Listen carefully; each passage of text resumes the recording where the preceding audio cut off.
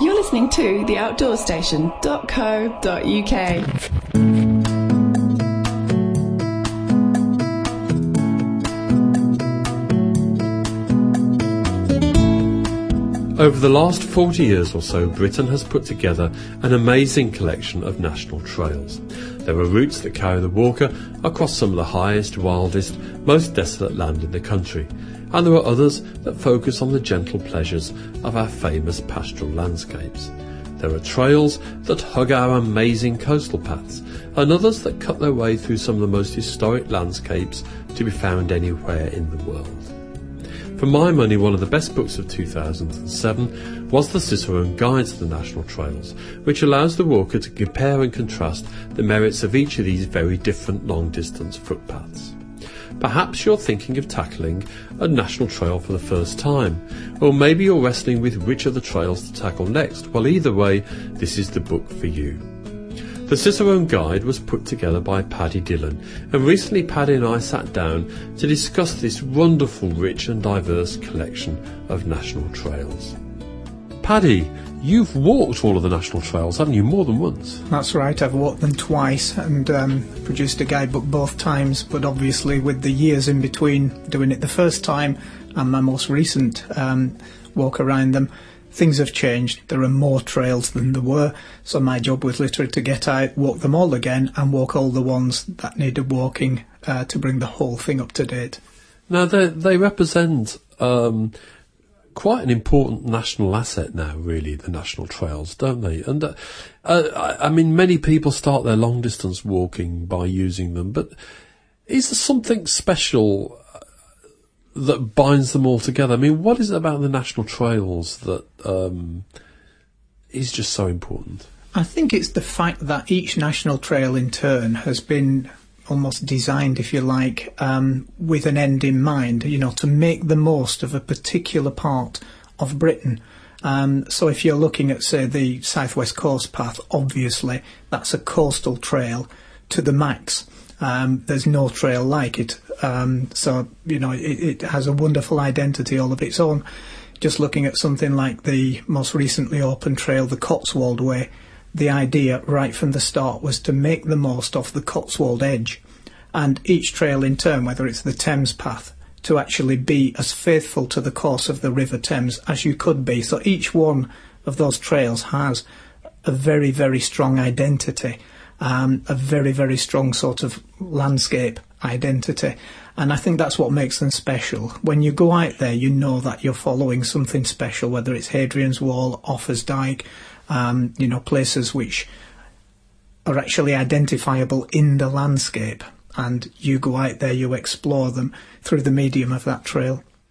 We mentioned the Cotswold Way there. I mean, that's a fascinating trail in more ways than I'd imagined. I mean, it's almost a kind of historical guide from the very early days of human inhabitation of these islands up to more recent social political history. I mean, it's fascinating, isn't it? And anybody that wants to dash through the Cotswold Way would have to be balmy. There's just so much there that tells us so much about our society and our civilization. That's right. You just can't rush some of these trails, and it's a shame that people look at them as a challenge, if you like. To me, the biggest challenge is just, you know, get out there, enjoy them, not to try and break someone's record. I think the Pennine Way, for instance, has been run in 3 days, but you must miss an awful lot of scenery running for 3 days. I mean, you're going to have to run in the dark as well. But yeah, somewhere like the Cotswold Way, I think there must be about 7,000 or 8,000 years of human history, which is quite plain and obvious at your feet as you walk. And anyone who would dash through without stopping to appreciate that must be crazy, and would probably be best ordered off the hill, I would think. But you know, it's surprising again, say with the Cotswold Way, when you see the American tourists in the quaint little villages saying, gee, this is just what I imagined England was like, whereas I'm sort of taking a step back from that, and I'm fascinated by those little villages, no doubt about it, but I'm equally fascinated by Roman remains on the Cotswold, by prehistoric remains, you know, going right back to Neolithic times and seeing huge, great burial mounds. All that fascinates me, and this idea that I'm just one little tiny little person walking through the Cotswold, and yet people have been there for 7,000 years before me and left a much greater mark than I'll ever make with my own little feet. And many of the trails go through very, very popular touristy areas, but the reality is you hit that trail and you leave the crowds behind, don't you? I mean, even some of the most popular trails can offer you, quite an experience of remoteness, almost wilderness at times. That's right. You take somewhere like the North York Moors, which is quite easily accessible for a lot of people, and the Cleveland Way goes all the way around that area. If you start in Helmsley on a bank holiday summer weekend, you're going to be absolutely squashed in there among the crowds and the coach trippers and everything. But once you start following the Cleveland Way, you'll suddenly find yourselves literally out in the fields on your own, wandering woodland trails on your own, and then occasionally you'll reach a point like, say, the top of Sutton Bank, where there will be a big car park and visitor centre and people milling around. And once you leave that, you have a lovely cliff walk all to yourself. You might finish the next day in Osmotherley, where you'll be in with the tourists again. Then the next day you'll be out on the hills, and it varies so much. And when it's finished its jaunt around the moorland half, the Cleveland Way then has a coastal half, and you'll be going through places like Whitby and Scarborough all the way down to Filey. And each of those places is going to be tremendously busy in the summer months, but between those places you'll have most of the cliff paths to yourself. You will see other walkers because it's quite a popular trail. But by the same token, sometimes you'll be stood on a headland all on your own, wondering where the rest of the world is. And then 3 or 4 hours later, you'll be in Scarborough, overwhelmed by the smell of fish and chips, and completely mystified why everybody's going round and round that place when they could be out enjoying the countryside. You get a bit of everything. You get huge variety out of our national trails. I'm fascinated by the diversity of them. I mean, yes, obviously we have the trails through the Yorkshire Dales and the lakes or whatever, but we've also got trails that make it easier for those people who live in the south or live near the big cities to enjoy walking throughout the year as well. Maybe give them easier access from London or wherever. And it's quite a unique thing, that I think, the kind of diversity of our trails. Yeah, if you pick a city like London, it's huge, lots of people milling around all the time, and yet you have literally within a couple of hours of London, you can be walking the North Downs Way, walking the South Downs Way. You can walk the Thames Path without leaving London, because the first stage of it is literally right through the city. You've very easy access to the Ridgeway Path, and even it's not that far to get the train straight up from King's Cross to Thetford and be out walking the Peddars Way and Norfolk Coast Path. So all those trails are very, very close to London, or in the case of the Thames Path, even goes through London. There's no excuse to say, I live in London, so I'm nowhere near these places. You have tremendous range of trails and plenty of scope to get out and about just down there in the southeast. And the North Downs path is particularly made for, taking a Saturday and catching the train from Waterloo or London Bridge and out doing a day's walk, maybe staying in a B&B and then doing another day. I mean, you can piece these trails together like that, can't you? That's right, yeah. You can go you can go out to the start of a trail and spend a week and a half walking to the end of it. But some of them just lend themselves to that other approach of taking it a day at a time, a weekend at a time, and just fitting them together like a jigsaw. Some people will even tackle a huge trail like the South West Coast Path in a series of day and weekend walks, stretching over as much as 10 years if they have to. And they'll get that feeling of, achieving something that just lasts an awful lot longer than someone who rushes around in a 4 or 5 week bash. And of course the South West Coastal Path is not something to be sniffed at. There's a lot of ups and downs on that path. It's no beach walk, not at all. I mean, there are beaches there, but between every beach there will be a whopping great cliff walk. And some of those cliffs, they go up and down, in and out. You'll have coves and headlands, rugged sort of points, and sort of steps that go down and rocky scrambles that go up. You'll be at that day after day, week after week, because that trail is 630 odd miles long. So it's not something you just dash out to do. It's something that you need to plan carefully. And the other thing about that trail, which is peculiar to itself, is the fact that it is broken by a number of tidal estuaries. And apart from one, which you have to wade across, all the others require the use of a ferry. And if your walking schedule doesn't fall into line with the ferry schedule, then you'll reach a grinding halt on some little pier somewhere. So you have to do advanced planning. You can't just say, I'm going to walk from here to there. If there's a ferry in the middle, you must be there when the ferry's running. Otherwise, your walk comes to a very swift halt. So it's important with a trail like that to have the information with you before you actually set out. Now, many backpackers and long-distance walkers start out with a national trail. I guess that's how they get into it. I mean, anybody thinking of... I mean, the great thing about national trails and backpacking is that people take up that as a hobby at any age, you know, from teenagers to people who've just early retired who do it. I mean, anybody thinking of walking one of the national trails for the first time, where would be a good place to start, Paddy? Well, you've got to start within what you're capable of achieving. So if somebody has already proven themselves being a great guy for the hills and rushing up and down mountains, then fine, take on any trail you want, because all you'll be doing is adding one hard day's walk after another. If you've never done that before, if you're only been out for a couple of 10-mile walks in fairly sort of flat countryside, then I'd say start with a fairly flat trail. Start with something like the Thames Path, the Pennine Way Norfolk Course Path. Maybe if you've had a little bit of experience of going up and down hill, you might start with something like the Wolds Way, which is now correctly known as the Yorkshire Wolds Way. Start with those sorts of paths, and then if it all goes well, and if it goes well for a week, then the next time you have a break, the next time you're looking at a trail, possibly try one that takes 1.5 weeks and is in a bit more challenging countryside. Don't start off with something like the Pennine Way, which is out on the moors, very bleak and very remote, and when the weather's bad, it's bad. Start with something within your abilities and build up from that. Oh, that's good advice. I started out by doing the Pennine Way. It almost put me off walking for life. I just remember, it's more years than I care to remember ago now, but I kind of just remember mud and driving rain every day. But we knew we'd get a half pint of beer at the end of it. And when you're a teenager, it's amazing what keeps you going, isn't it? That's right.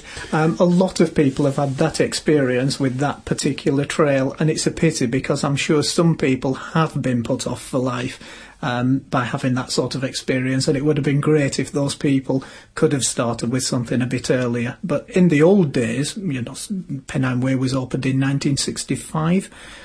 Right through the first few years afterwards, that was the only big long-distance trail available. Otherwise, you had to make one up yourself. But then they started opening them everywhere. They started developing these long-distance routes in Scotland, starting with the West Highland Way, Southern Upland Way, and then extending things higher and higher through the country, going up through the Great Glen with the Great Glen Way. So our national trails now go all the way from Land's End to Inverness, which is, well, nobody can say they don't live near one. And some of the newer trails are incredibly popular, aren't they? I mean, I'm staggered by the number of people I know who have either done the Great Glen Way or Hadrian's Wall recently or are planning to do so. And I was talking to the chief executive of the Hadrian's Wall company not long ago, and she was just impressing on me just how important it's been to the local economy, developing the trails. That's right. I can remember trying to follow Hadrian's Wall back in the old days before it was a national trail, and the biggest drawback was walking out of Newcastle along this B road, which just seemed to stretch on forever. And I thought to myself, well, if they're developing a national trail, what are they going to do about that road? Well, what they did was they put the trail just over the hedge in the nearest field, running parallel. And you have no idea half the time that you're next to that awful road and the traffic that seems to treat it like a motorway. All of a sudden, you're following a nice little path at the edge of the field. You still have access to all the sites of the Roman forts along the way. but you're not walking in fear of your life with that traffic. And that gets you to the best bit, as I call it, where you're actually up over the hills, following the best preserved section of the Roman wall, going past all these wonderful sites like Howsteads and all the other forts along the way to Bird Oswald. And then it comes down nice and quiet again out to Carlisle and out to the shore at Bowness on Solway. What amazed me, the difference between walking it all on my own in the early days and seeing it once it became a national trail, when the entire world is out there walking it. You'll meet people from every country imaginable walking that trail. They've all heard of it. I think all they wanted to be able to do was walk it and enjoy it. But in the old days it wasn't enjoyable because of the road walking. Now it's a world-class trail. And of course, as we move north into Scotland, the trails get more challenging, and I suppose for many people, something like the West Highland Way not only is a first step into a very different kind of terrain, but maybe gives people the first experience of, for example, wild camping or something like that. And of course, the Southern Upland Way is a wonderful but not well enough known walk. That's right. The West Highland Way, I suppose, it's the sort of trail that I'd say it has a captive audience. There's a huge city called Glasgow at the southern end of it, and it goes to a place called Fort William, which everybody has heard of, and they know it's at the foot of Ben Nevis. So people just seem to be inspired every time there's a mention of the West Highland Way on the television or the radio, when it appears in newspapers or magazines. You can bet that a significant number of people in Glasgow will pack their bags and, without any previous knowledge or experience of walking, will start to walk that route. Some of them will do okay on it, some of them will suffer mightily, and a lot of that depends on the weather and the way they actually treat their introductory experience. It could be like the Pennine Way, they could frighten themselves off for life. But for those who enjoy it, they will go on to walk more and more places. And those who do enjoy the West Highland Way, they don't just finish at Fort William, they already have it in mind. They're going to finish by climbing Ben Nevis as well. And these days, with it linking directly with the Great Glen Way, some people actually say, well, I'm going to walk the West Highland Way and the Great Glen Way, and I'm going to finish it in Inverness. So one thing after another, people inspire themselves, and they're inspired because there are more and more trails available. But certainly, yes, looking a bit further southwards at the Southern Upland Way, that trail has been around for over 20 years and is very, very lightly used. For some reason, it never quite caught the public imagination, and I wonder whether it just had the wrong name to start with. If they called it the Scottish Coast to Coast, I think it would have 10 times as many walkers. But one of the things about, say, its infrastructure is the fact that if you want to camp wild, fine, but you need to know where the shops are to restock and get your extra food supplies along the way, and there aren't that many shops. If you want to use B&Bs and be a bit of a softie, you must resign yourself occasionally to walking more than 25 miles from one B&B to the next. And for some people, that's either going to hurt a lot or it's just going to be a sheer impossibility. So when people look at the statistics, they maybe put themselves off, but there's always a way around a problem, I find. And just because facilities are a bit sparse on the Southern Upland Way doesn't mean the walk is beyond the ability of most people.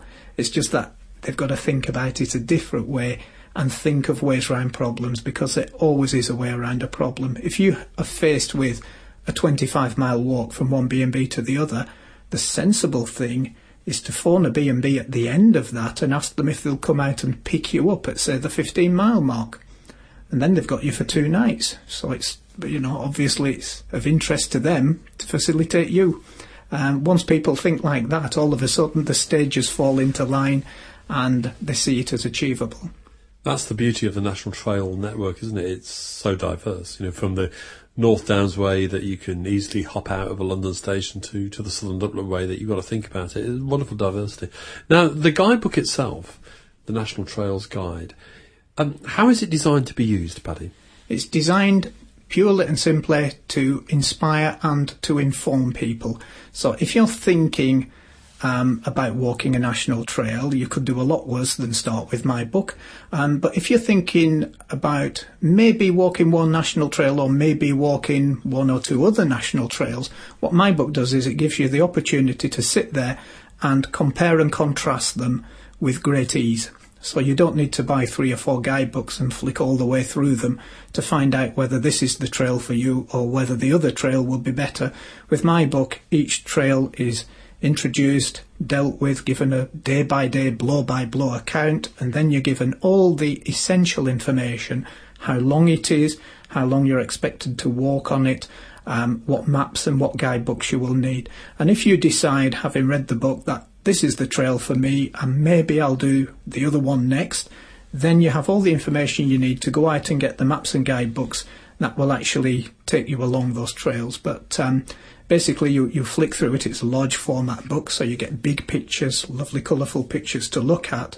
You'd be in no doubt as to what the scope and extent of each trail was before making your final choice.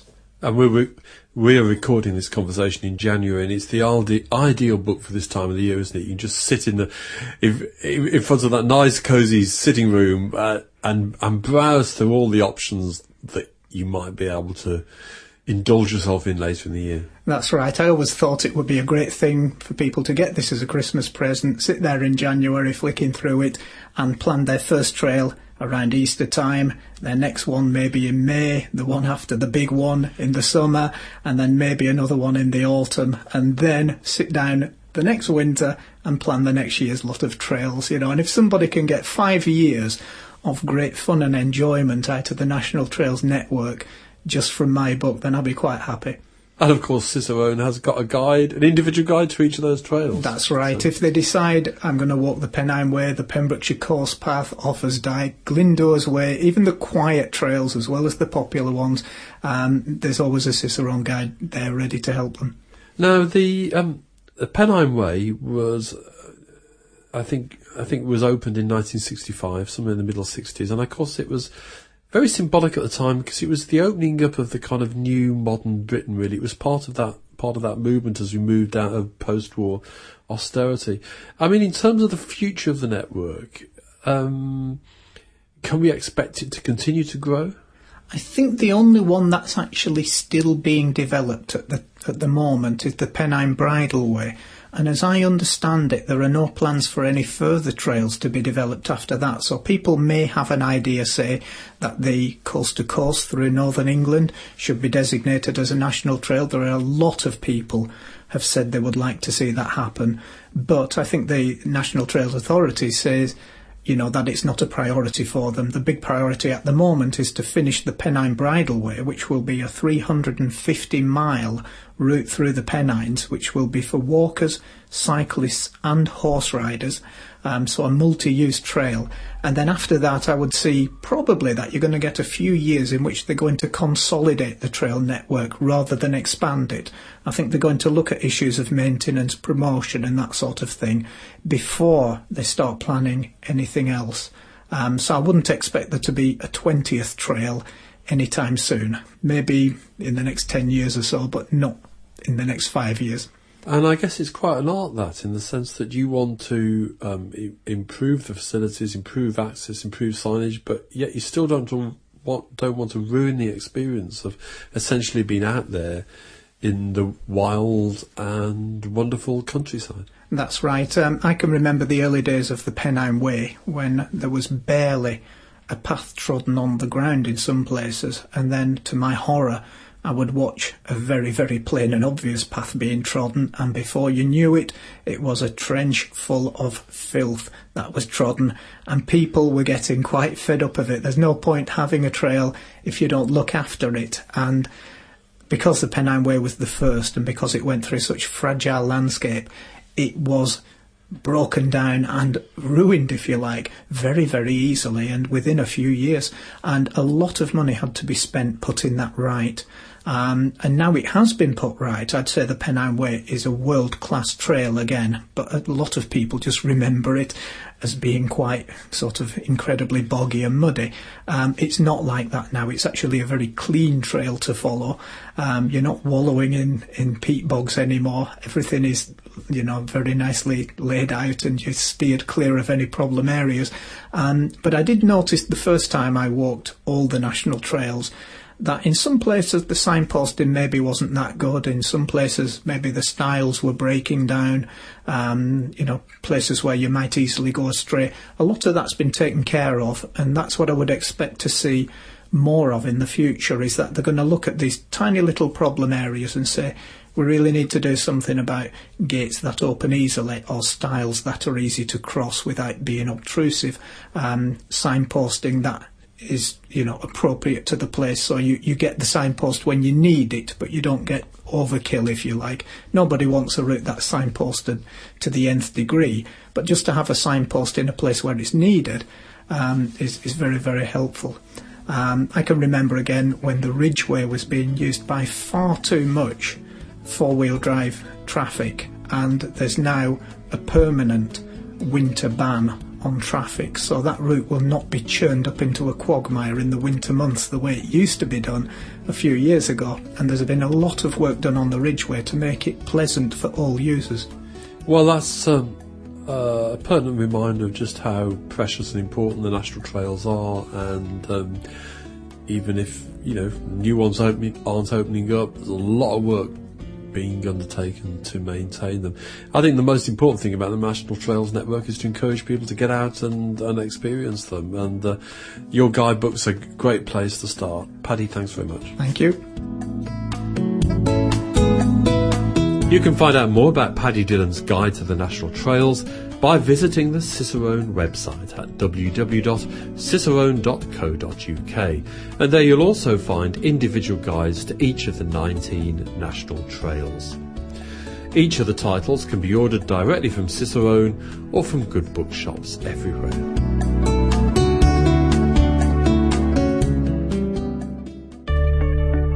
This sponsored programme is produced and hosted by theoutdoorstation.co.uk.